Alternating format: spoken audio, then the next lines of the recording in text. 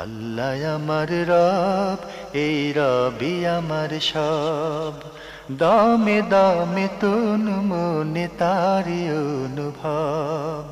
তোমার দুনিয়াতে আমি যেদিকে তাকাই, অথই নিয়ামতে ডুবে আছি সবাই। পাক পাখালির গানে শুনি তসবিহ কলরব, তসবিহ কলরব। আল্লাহ আমার রব, এই রবি আমার সব। আসসালামু আলাইকুম। প্রিয় দর্শক, আপনারা কেমন আছেন?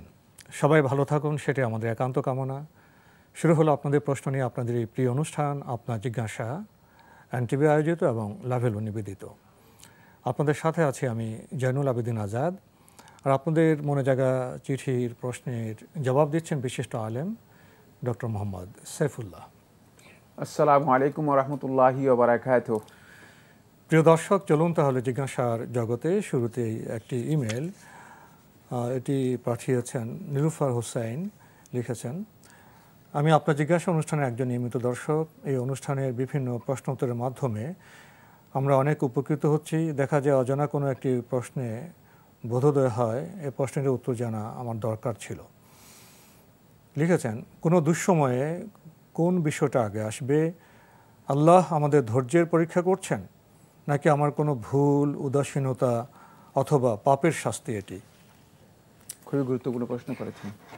আল্লাহর বান্দা যখন কোনো কারণেই তিনি কোনো ইবতেলা অবস্থার মুখোমুখি হবেন, পরীক্ষার মুখোমুখি হবেন, কোনো একটা সংকট, দুঃসময়ে সমস্যার মানে মুখোমুখি হবেন, তখন তিনি প্রথমেই নিজেকে আত্মসমালোচনা করবেন।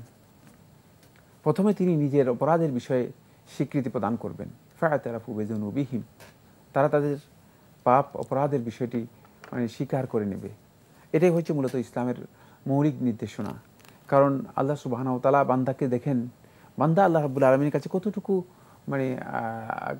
মিনতি করতে পারে, কতটুকু বান্দা বিনয়ী হতে পারে, কতটুকু ছোট হতে পারে। কারণ আল্লাহর কাছে আত্মসমর্পণ করতে পারে। বান্দা ছোট হওয়া, আত্মসমর্পণ করা, এটা বান্দার জন্য সহজ বিষয়। কারণ আল্লাহর কাছে হচ্ছেন, আপনি তো কোনো মানুষের কাছে হচ্ছেন। এটা তো বান্দারই বৈশিষ্ট্য। তো এই জন্য বান্দা এই কাজটি করবেন এবং তিনি মনে করবেন যে হয়তো কোনো অপরাধের কারণে, হয়তো কোনো ভুল ত্রুটির কারণে, অথবা কোনো গাফিল অমনোযোগী হওয়ার কারণেই আমার উপর এই মুসিবত এসে গিয়েছে। তিনি এটা এভাবেই গ্রহণ করবেন। কিন্তু তার কাছে এটাও থাকবে যে আল্লাহ সুবহানাহু ওয়া তাআলা হতে পারে যে তিনি আমাকে পরীক্ষা করছেন, তাই তিনি ধৈর্যের জন্য সম্পূর্ণ প্রস্তুত। তো এই জন্য বান্দা এই কাজটি করবেন এবং তিনি মনে করবেন যে হয়তো কোনো অপরাধের কারণে, হয়তো কোনো ভুল ত্রুটির কারণে, অথবা কোনো গাফিল অমনোযোগী হওয়ার কারণেই আমার উপর এই মুসিবত এসে গিয়েছে। তিনি এটা এভাবেই গ্রহণ করবেন।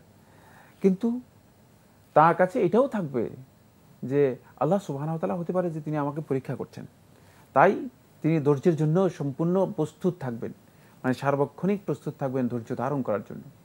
অস্থিরতার কোনো কারণ নেই, কারণ অস্থির হয়ে আপনি আল্লাহ রাব্বুল আলামিনের বিপক্ষে গিয়ে কিছু করতে পারবেন না। সে সামর্থ্য তো কারো নেই। আল্লাহ রাব্বুল আলামিনের বাইরে যাওয়ার কোনো সুযোগ নেই। তাহলে আপনাকে আল্লাহর এই বিশাল যে সৃষ্টি জগৎ আছে, সৃষ্টি জগতের বাইরে কোথাও যাওয়ার জন্য চেষ্টা করতে হবে, কিন্তু সেটা ইম্পসিবল, মোটেও সম্ভব নয়। তাই এক্ষেত্রে আল্লাহ তাআলার কাছে প্রত্যাবর্তন করতে হবে। যদি সত্যিকার কেউ আল্লাহ রাব্বুল আলামিনের কাছে রুজু করেন, সেটাই আল্লাহ সুবহানাহু ওয়া তাআলা বলেছেন, আল্লাযীনা ইযা আসাবাতহুম মুসিবাতুন ক্বালু ইন্না লিল্লাহি ওয়া ইন্না ইলাইহি রাজিউন। আল্লাযীনা, যারা ইযা আসাবাতহুম মুসিবাতুন, যখন তাদেরকে কোনো মুসিবত, কোনো বিপদ তাদেরকে পেয়ে বসে, ক্বালু, তারা বলে, ইন্না লিল্লাহি ওয়া ইন্না ইলাইহি রাজিউন, আমরা আল্লাহর জন্য, আল্লাহর কাছে আমাদের প্রত্যাবর্তন করতে হবে। অর্থাৎ নিজেকে পরিপূর্ণরূপে আল্লাহ রাব্বুল আলামিনের কাছে প্রত্যার্পণ করে দেয়, আল্লাহ রাব্বুল আলামিনের কাছে সমর্পণ করে দেয়, আল্লাহ রাব্বুল আলামিনের কাছে নিয়ে যায়। যদি আল্লাহ রাব্বুল আলামিনের কাছে আল্লাহর বান্দা সম্পূর্ণরূপে আত্মসমর্পণ করতে পারে, তখনই আল্লাহ সুবহানাহু ওয়া তাআলা বান্দার প্রতি আবার সন্তুষ্ট হন এবং বান্দার এই বিপদ আপদ মুসিবত দূর করে দেন। আপনি দেখেন না, আল্লাহ সুবহানাহু ওয়া তাআলা বনি ইসরাঈলের উপর ওয়াজাল্লালনা আলাইহিমুল গামাম, আল্লাহ রাব্বুল আলামিন বনি ইসরাঈলের সবার উপর মেঘের মতো করে পাহাড় এনে আল্লাহ রাব্বুল আলামিন তুলে ধরলেন যে এখন তোমরা আল্লাহর বিধানের আনুগত্য ঘোষণা করো, অন্যথায় তোমাদেরকে শেষ করে দেব। যখন আল্লাহ রাব্বুল আলামিন বিধানের ব্যাপারে তারা শেষ পর্যন্ত প্রত্যার্পণ করলো, আল্লাহ তাআলার কাছে প্রত্যাবর্তন করলো, আল্লাহ রাব্বুল আলামিনের কাছে ফিরে আসলো, তখন আল্লাহ সুবহানাহু ওয়া তাআলা তাদের বিপদ থেকে মুক্ত করে দিলেন। কতবার?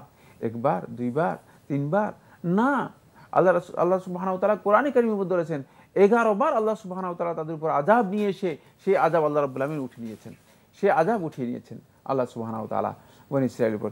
সুতরাং খেয়াল রাখতে হবে যে আমরা যদি সত্যিকার আল্লাহ রাব্বুল আলামিনের কাছে প্রত্যাবর্তন করতে পারি, তাহলে আল্লাহ সুবহানাহু ওয়া তাআলা যত কঠিন বিপদ হোক না কেন, যত কঠিন মুসিবত হোক না কেন, আল্লাহ রাব্বুল আলামিন বান্দার কাছ থেকে সেই মুসিবত সরিয়ে নেন। তাই এক্ষেত্রে বান্দাকে প্রথমেই কি করতে হবে? আত-তাযাল্লুল, আত-তাআব্বুদ ওয়া হুয়া আত-তাযাল্লুল। সত্যিকার বান্দার পরিচয় হচ্ছে আত-তাযাল্লুল লিল্লাহ। আল্লাহ রাব্বুল আলামিনের জন্য বান্দা পরিপূর্ণরূপে অবনত হবে, আল্লাহ রাব্বুল আলামিনের জন্য বান্দা নিজেকে ছোট করে নেবে, তাহলেই প্রকৃত আত্মসমর্পণ আল্লাহ তাআলার কাছে বান্দা করতে পারবে। আর এটাই হচ্ছে মূলত এখানে বান্দার প্রকৃত পরিচয়, এর মাধ্যমে ফুটে উঠবে। এই পৃথিবীতে মানুষের যে জীবনযাপন, সেখানে দেখা যায় সুখ থাকে, দুঃখ থাকে, স্বাস্থ্য থাকে, অসুস্থতা থাকে, বিপদ থাকে, আবার সুন্দর সময় থাকে, জোয়ার ভাটার মতো বিষয়। তো অনেক ইসলামিক স্কলার বলেন জীবনের আসল রহস্যটা হলো এইসব পরিস্থিতিতে আমি কিভাবে পরীক্ষা অবতীর্ণ হচ্ছি, কিভাবে আমি এটা আচরণ করছি, ফেস করছি, এটা হলো জীবনের মূল রহস্য। এই ব্যাখ্যাটা কেমন? না, মানে এখানেই যে বিষয়টি আসছে সেটা হচ্ছে এই যে মানে বিভিন্ন অবস্থা, এটা আল্লাহ রাব্বুল আলামিন বান্দাদেরকে, আল্লাহ সুবহানাহু ওয়া তাআলা বান্দাদেরকে এর মাধ্যমে বিভিন্নভাবে পরীক্ষাও করতে পারেন। এর মাধ্যমে, পরীক্ষার মাধ্যমে আল্লাহ সুবহানাহু ওয়া তাআলা বান্দাদের মর্যাদাও বৃদ্ধি করতে পারেন। কিন্তু বান্দার স্টেজ থেকে বান্দা যেটা মনে করবে সেটা হচ্ছে এটা আমার জন্য মানে গলদও হতে পারে, আমার ত্রুটি বিচ্ছুতির কারণে হতে পারে। বান্দার এইটা হলো স্টেজটা হচ্ছে এখানে, মানে এই স্টেজ থেকে বান্দা অগ্রসর হবে, বান্দার এমন একটা অনুভব থাকবে, বান্দা এখান থেকে অগ্রসর হবে। বান্দা এটা মনে করবে না যে যা মনে হয় আল্লাহ রাব্বুল আলামিন আমাকে পরীক্ষা করছেন আমার মর্যাদা বৃদ্ধি করার জন্য, সেটা আল্লাহ রাব্বুল আলামিনের কাছে বান্দার আশা থাকবে। ইসলামের যে বক্তব্যগুলো, তো যেটা আমরা যদি এটা সমন্বয় করি যে পৃথিবীর জীবনের মানুষের বান্দা তো পরীক্ষার জন্য পৃথিবীটা, সেই ক্ষেত্রে মানে পরীক্ষা সেটা আরেকটি বিষয়। কিন্তু বান্দার স্টেজ যেটা, সেটা হচ্ছে বান্দা মানে সে মানে নিজেকে প্রথমেই যেভাবে আত্মসমর্পণ করবে সেটা হচ্ছে বান্দা আল্লাহ রাব্বুল আলামিনের কাছে আত্মসমর্পণ করবে যে আমার কোন অপরাধের কারণে কোনো ভুল হলো কিনা, অপরাধ হলো কিনা, সেটা কি সবচেয়ে এটা এই স্টেজ থেকে আসবে।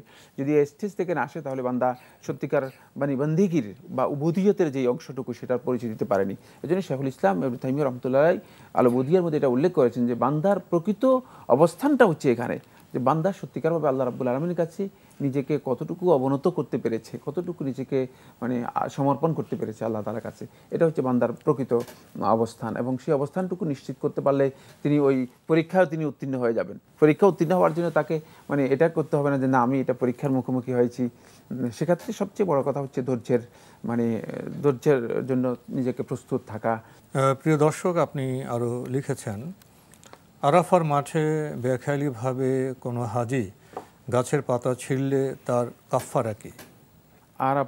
আরাফার ময়দানে যদি কেউ অনিচ্ছাকৃতভাবে গাছের পাতা ছিঁড়ে ফেলেন, না অনিচ্ছাকৃতভাবে যদি কোনো কিছু হয়ে যায়, এর জন্য কাফফারা বলতে কিছুই নেই, ফিদিয়া বলতে কিছুই নেই। অনিচ্ছাকৃত কোনো কিছু হতে পারে মানুষের, এর জন্য কোনো বিধান ইসলামী শরীয়তের মধ্যে নেই। বরং যে কাজগুলো মানে নিষিদ্ধ সেগুলো যদি কেউ ইচ্ছাকৃতভাবে করে থাকে তাহলেই তার জন্য কি হবে, মানে তার ফিদিয়া আসবে এবং তার উপর কাফফারা আসবে। এর জন্য শর্ত হচ্ছে শেখ মোহাম্মদ সারুস আমিন রহমতুল্লাহ তার ফতোয়ার মধ্যে হচ্ছে আইয়া কুনা মুখতারান, ইচ্ছাকৃত হতে হবে। অনিচ্ছাকৃত যদি হয় তাকে মানে ইচ্ছার বাইরে মানে ভুলে ইন্টেনশন থাকতে হবে, ভুলে হয়ে গিয়েছে তাহলে তার উপর কাফফারা বা ফিদিয়া নেই। লিখেছেন রাতে ঘুমানোর আগে একসঙ্গে 33 বার সুবহানাল্লাহ, আলহামদুলিল্লাহ, আল্লাহু আকবার বলে আরেকবার আল্লাহু আকবার বলে 34 বার আল্লাহু আকবার হয়, এভাবে পড়লে কি হবে? হ্যাঁ, আরেকবার যদি আল্লাহু আকবার বলেন 34 বার তাও পড়তে পারেন, অথবা মানে 100 বারের মাথায় লা ইলাহা ইল্লাল্লাহু ওয়াহদাহু লা শারীকা লাহু লাহুল মুলকু ওয়া লাহুল হামদু ওয়া হুয়া আলা কুল্লি শাইইন কাদির, এটাও করতে পারেন। দুইটাই সহিহ বর্ণনার মাধ্যমে সাব্যস্ত হয়েছে। হাদিস আয়েশা ফাতিমা রাদিয়াল্লাহু তাআলা আনহা, ফাতিমা রাদিয়াল্লাহু বর্ণিত হাদিসের মাধ্যমে, সুতরাং এটি সহিহ সনদে সাব্যস্ত হয়েছে, কেউ পড়তে পারেন, অসুবিধা নেই। বোন নীলুফার হোসাইন, আপনি সবশেষে লিখেছেন ফজরের ওয়াক্ত হতেই সুন্নত পড়েছি, আজান হলে ফরজ পড়ব, এর মাঝে যদি অজু ভেঙে যায় তখন আবার অজু করে তাহিয়াতুল অজুর নামাজ পড়তে হবে নাকি পড়লে ভুল হবে? না, তাহিয়াতুল অজু আপনি আর পড়বেন না। অজু করার যেহেতু আপনি একবার অজু করেছেন, এরপরে আপনার উজু নষ্ট হয়ে গিয়েছে, এরপরে উজু করেছেন না, এরপরে আর তাহিয়াতুল উজু পড়ার প্রয়োজন নেই। ফজরের সুন্নত আপনি পড়ার পরে আর তাহিয়াতুল উজু পড়বেন না। শুধুমাত্র কেউ যদি মসজিদে প্রবেশ করে থাকে তাহিয়াতুল মসজিদ তিনি পড়বেন। যদি মসজিদে প্রবেশ করেন তাহলে তাহিয়াতুল মসজিদ পড়বেন, কিন্তু তাহিয়াতুল উজু পড়ার প্রয়োজন নেই। আমরা জানলাম প্রিয় দর্শক, এবার আমাদের হাতে একটি চিঠি, দীর্ঘ চিঠি। একই চিঠিতে 21টি প্রশ্ন। আমরা চেষ্টা করব আপনার এই প্রশ্নগুলো ধীরে ধীরে জবাব দেওয়ার। আর এই চিঠিটি পাঠানো হয়েছে তেজারাত শপিং টাওয়ার, দনিয়া, ঢাকা থেকে। লিখেছেন, সালাত কসর করলে কি মহিলারা সালাতের শুরুতে একামত দিতে পারবে? একামত দিতে কোনো অসুবিধা নেই, একামত দিতে পারবেন। সালাত কসর করলে যে একামত দিতে হবে না, এটি শুদ্ধ বক্তব্য নয়। বরং একামত মহিলাদের জন্য মানে দেয়া সুন্নাহ। মহিলারা যদি একামত দিতে চান দিতে পারেন, কোনো অসুবিধা নেই। তবে জামাতের জন্য একামতটি মানে সুন্নতে মুআক্কাদা তাকিদ দেওয়া হয়েছে বেশি, জামাতের জন্য তাকিদ দেওয়া হয়েছে বেশি। যেমনিভাবে আজান এর ব্যাপারেও মানে সুন্নিয়তের বিষয়টি জামাতের জন্য গুরুত্বপূর্ণ। তো মহিলারা আজান দেবে না, মহিলারা শুধুমাত্র একামত দিতে পারবে, কিন্তু একামত না দিলেও কোনো অসুবিধা নেই। একাকী নামাজ পড়তে গেলে একামত না দিলেও কোনো অসুবিধা সমস্যা নেই। লিখেছেন, নূর কি? চেহারা, কথায়, আমলে নূর। এখানে নূরের ব্যাখ্যা কি? নূর শব্দটি আরবি ভাষায় আলো অর্থে ব্যবহৃত হয়ে থাকে এবং বহু অর্থে ব্যবহৃত হয়। শুধু আলো অর্থে নয়, বহু অর্থে ব্যবহৃত হয়ে থাকে। আলোকবর্তিকা বোঝানোর জন্য, আলো বোঝানোর জন্য, জ্যোতি বোঝানোর জন্য, ঔজ্জ্বল্য বোঝানোর জন্য, তারপরে সম্প্রসারিত বোঝানোর জন্য, মানে আলোকিত বোঝানোর জন্য বিভিন্ন অর্থে নূর শব্দটি ব্যবহার হয়ে থাকে। কোরআনে কারীমের মধ্যে একাধিক অর্থে নূর শব্দটি ব্যবহার করা হয়েছে। তবে মানে নূর বলতে এখানে জ্যোতিকে বোঝানো হয়েছে, জ্যোতি বা আলোকে বোঝানো হয়েছে। তো এখানে চেহারায় নূর বলতে কি বুঝবো? কথায় নূর আছে, আমলে নূর আছে, এখানে কি বুঝবো? আমলে নূর, চেহারায় নূর আছে, মানে এগুলো যেটা বোঝানো হয়ে থাকে বা মানুষ বলে থাকে সেটা হচ্ছে মানে এর মধ্যে তার মানে শরীয়তের যেই অবস্থানটুকু, মানে এই অবস্থানটুকু মানে তিনি শরীয়তের যে নির্দেশনা আছে, নির্দেশনার আলোকে তিনি এই কাজটি করেছেন, এটি বোঝানোর জন্য মানে আমলে নূর হলো, মানে শরীয়তের নূর, শরীয়তের আলোয় আমল করছেন। তিনি আলো দিয়ে, অনেকে বলা যায় মানে চেহারা নূর আছে, এর অর্থ হচ্ছে তিনি আসলে মানে ইসলাম সম্মত জীবন যাপন করতে বলেছে, শরীয়ত যেভাবে তাকে চলতে বলেছে, সেই নির্দেশনা সে আলো দিয়ে পরিচালিত হচ্ছেন। এই আলোটি তার চেহারায় প্রস্ফুটিত হয়, আমল থেকে প্রস্ফুটিত হয়, কথা থেকে প্রস্ফুটিত হয়, কথা যদি জ্ঞান ভিত্তিক হয়, সহি কথা হয়, ওইটা নূরের কথা। এই নূর, কিন্তু এই নূরের অর্থ এই নয় যে এখানে আসে জল জল জল জল চকচক করছে। এটা আমরা আসলে ভুল, মানে যথা বিষয়ে যথা কাজ করলে সেটা নূরের হয়, কারণ সেটা জ্ঞান ভিত্তিক হয়। জ্ঞান তো নূর, নূর, জি, জ্ঞান ও নূর, আলেম নূরুন, জ্ঞান হচ্ছে নূর, আলো। আল্লাহ আমার রব, এই রবি আমার সব। আল্লাহ আমার রব, এই রবি আমার সব। প্রিয় দর্শক, আপনি লিখেছেন, জামাতে মসজিদে সালাত আদায়ে ঠান্ডায় নাক দিয়ে পানি পড়লে সেজদার স্থানে তখন করণীয় কি? সেজদার স্থানে যদি নাক দিয়ে পানি পড়ে, এতে করণীয় কিছুই নেই। মানে আপনি যদি আপনার কাছে সুযোগ থাকে আপনি টিস্যু দিয়ে মুছে ফেলতে পারেন, এটা আপনার জন্য জায়েজ রয়েছে ওজরের কারণে।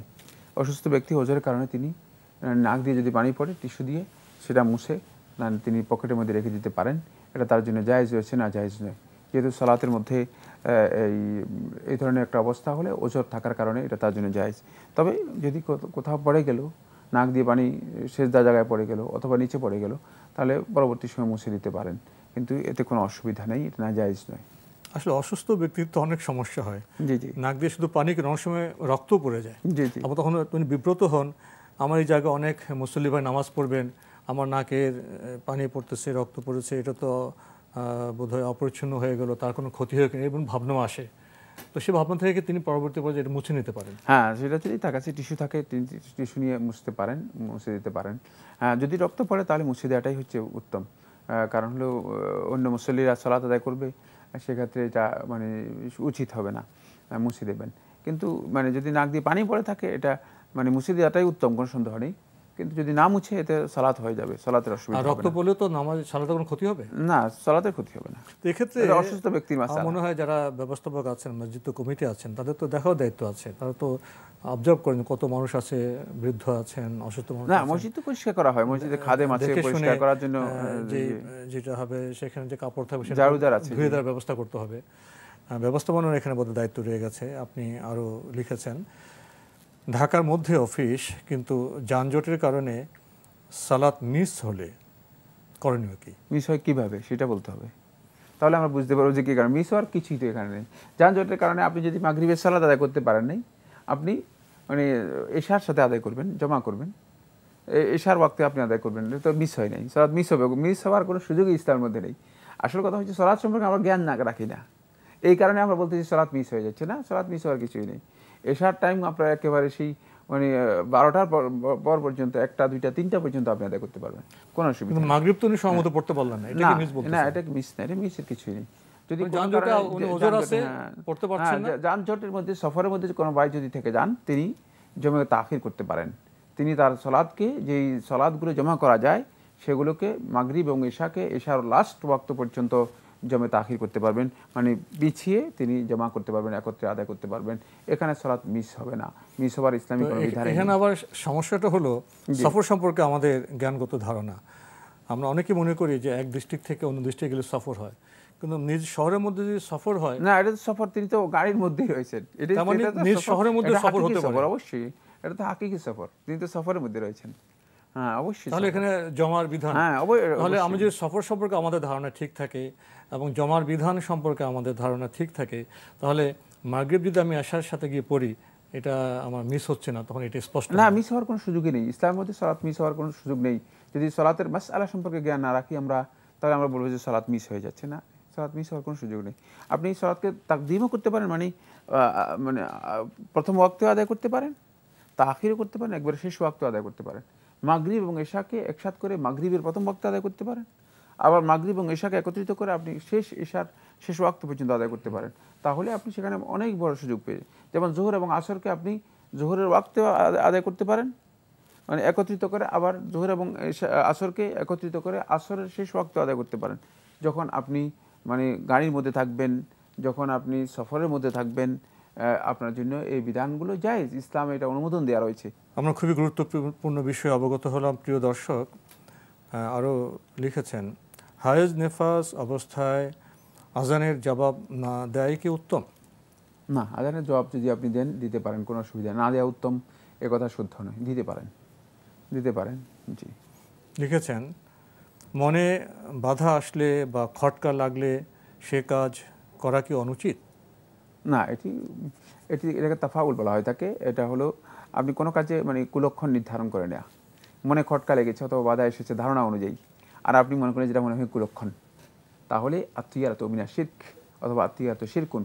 রাসূলুল্লাহ সাল্লাল্লাহু আলাইহি ওয়াসাল্লাম হাদিসের মধ্যে বলেছেন যে এই ধরনের কুলক্ষণ নির্ধারণ করে নেওয়া এটা শিরকি কাজ। যে এই কাজের জন্য মানে না, এটা কুলক্ষণ আর করলাম না, বাধা এসে গিয়েছে। কিসের বাধা? এখানে বাধার কিছুই নেই। যদি কোনো ভালো কাজ হয় তাহলে সেটা করাটাই হচ্ছে ইসলামী বিধান, আর যদি কোনো খারাপ কাজ হয় এখান থেকে বিরত থাকার নাম হচ্ছে ইসলামী বিধান। সুতরাং সেক্ষেত্রে কোনো ধরনের কুলক্ষণ নির্ধারণ করা অথবা এই কাজটি মানে বাধা এসে গিয়েছে, এই কাজের মধ্যে খটকা লেগে গিয়েছে, সুতরাং এই কাজটি না করাটাই উত্তম মনে করা, অথবা না করা, এখান থেকে বিরত থাকা, মানে নিজের জন্য অপরিহার্য মনে করা, কুলক্ষণ মনে করা ইত্যাদি শিরকি কাজ, এগুলো থেকে আমাদেরকে দূরে সরে আসতে হবে। যদি আপনি মনে করেন যে এর মাধ্যমে ক্ষতি হয়ে যেতে পারে, তাহলে কিন্তু শিরকে আকবর হয়ে যাবে, ছোট শিরক থেকে বড় শিরকে চলে যাবে, যে আমার মানে এই কাজ করলে বড় ধরনের ক্ষতি হয়ে যাবে, তাহলে কিন্তু শিরকে আকবর হয়ে যাবে। আর যদি মনে করেন না, এটা কাজটা কুলক্ষণ না করাটাই ভালো, তাহলে এই কাজটা শিরক আসগর হবে, ছোট প্রকারের শিরক হবে। শেখুল ইসলাম ইবনুল কাইয়িম রাহমাতুল্লাহ বলেছেন যে ছোট শিরক হচ্ছে বাহরুন লা সাহিলা লাহ, যেহেতু বিশাল সমুদ্র যে যার কোনো কুল কিনারা নেই, মানে এই ছোট্ট কাজের মধ্যে, এই ছোট্ট কথার মধ্যেই, সামান্য ক্ষেত্রে এই ছোট শিরক হয়ে যেতে পারে, শিরকের মধ্যে লিপ্ত হয়ে যেতে পারি আমিও বুঝতে পারলাম না, কিন্তু শিরকের মধ্যে এই জন্য খুব সতর্ক মানে থাকতে হবে, যাতে করে কোনোভাবেই আমরা এই ধরনের আকীদার মধ্যে নিজেদেরকে লিপ্ত না করি, কারণ এটা ইসলামী আকীদার পরিপন্থী। লিখেছেন, সাক্ষাতের জন্য আগন্তুক ভাইয়ের উদ্দেশ্যে নিজ স্থান থেকে সামান্য সরে গিয়ে বা অগ্রসর হয়ে তার প্রতি সম্মান প্রদর্শন করা কি সুন্নাহ? হ্যাঁ, সম্মান প্রদর্শন নয়, তার জন্য জায়গা করে দেয়া। তাফাসসাহু ইয়াফসাহিল্লাহু লাকুম, তোমরা মানে জায়গা করে দাও বসার জন্য। ইয়াফসাহিল্লাহু লাকুম, আল্লাহ তাআলা তোমাদের জন্য জায়গা করে দেবেন। সুতরাং এটি সুন্নাহ মানে অন্তর্ভুক্ত। এই কাজটি যদি করেন, এটা সুন্নাহর অনুসরণ করলেন, এটা ভালো কাজ। তবে এটা সম্মান প্রদর্শনের বিষয় নয়, সম্মান প্রদর্শনের সাথে সম্পৃক্ত নয়। এটা সৌজন্যতা, এটা সৌজন্যতা, এবং এটা তার জন্য একজন জায়গা করে আসছেন, দেয়া বসার জন্য। আর আমি যদি ওনাকে একটু দু কদম এগিয়ে গিয়ে তাকে এটি জায়েজ, এটি জায়েজ, এটা করতে পারেন। যে সামনে মানে অ্যাডভান্স হয়ে আপনি যদি তাকে মানে স্বাগত জানিয়ে নিয়ে আসেন, সম্মান দেখিয়ে নিয়ে আসেন, এটা জায়েজ রয়েছে। কিন্তু আগন্তুক ব্যক্তির সম্মানার্থে দাঁড়ানো, আগন্তুক আসলো সম্মানার্থে দাঁড়ানো, এটি ইসলাম শরীয়তের মধ্যে হারাম, নিষিদ্ধ কাজ। লা তাকুমু কামা তাকুমুল আজিম, রাসূলুল্লাহ সাল্লাল্লাহু আলাইহি ওয়াসাল্লাম সহিহ বুখারী হাদিসের মধ্যে বলেছেন যে যেমনিভাবে অনারবরা সম্মান প্রদর্শন, আগন্তুকের সম্মান প্রদর্শন করার জন্য আগন্তুক আসলে দাঁড়িয়ে যায়, এইভাবে তোমরা দাঁড়াবে না।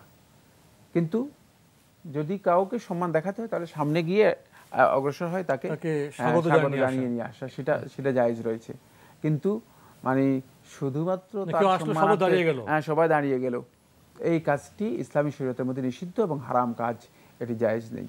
এবং যিনি কক্ষে প্রবেশ করবেন তিনি তো সালাম দিয়ে প্রবেশ করবেন, যিনি প্রবেশ করবেন তিনি সালাম দিয়ে প্রবেশ করবেন, এটি হলো ইসলামের বিধান।